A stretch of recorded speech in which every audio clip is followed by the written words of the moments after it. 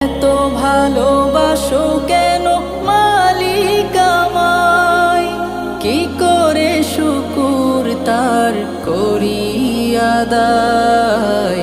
এত ভালোবাসো কেন মালিক আমায়, এত ভালোবাসো কেন মালিক আমায়।